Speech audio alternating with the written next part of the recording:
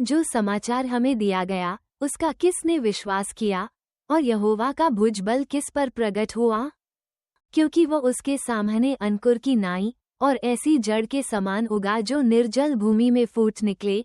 उसकी न तो कुछ सुंदरता थी कि हम उसको देखते, और न उसका रूप ही हमें ऐसा दिखाई पड़ा कि हम उसको चाहते।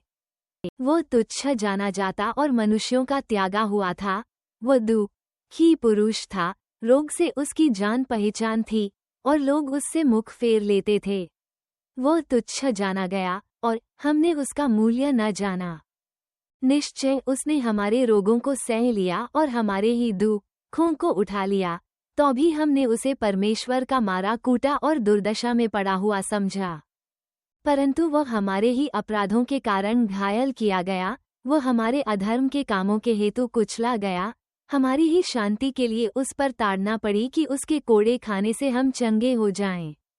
हम तो सब के सब भेड़ों की नाई भटक गए थे, हम में से हर एक ने अपना अपना मार्ग लिया, और यहोवा ने हम सबों के अधर्म का बोझ उसी पर लाद दिया।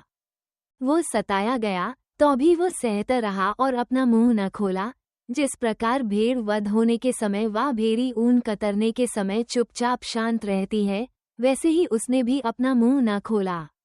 अत्याचार करके और दोष लगाकर वे उसे ले गए। उस समय के लोगों में से किसने इस पर ध्यान दिया कि वो जीवितों के बीच में से उठा लिया गया?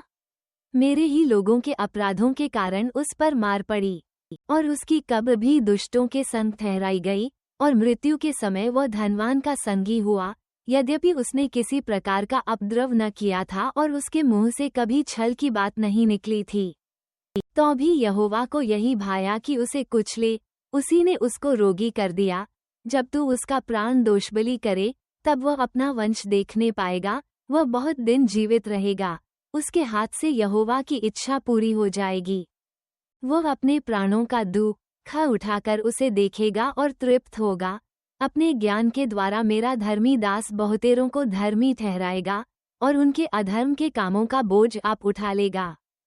इस कारण मैं उसे महान लोगों के संग भाग दूंगा, और वह सामर्थियों के संग लूट बांट लेगा, क्योंकि उसने अपना प्राण मृत्यु के लिए उंडेल दिया। वह अपराधियों के संग गिना गया, तो भी उसने बहुतों के पाप का बोझ उठ लिया, और अपराधियों के लिए विनती करता है।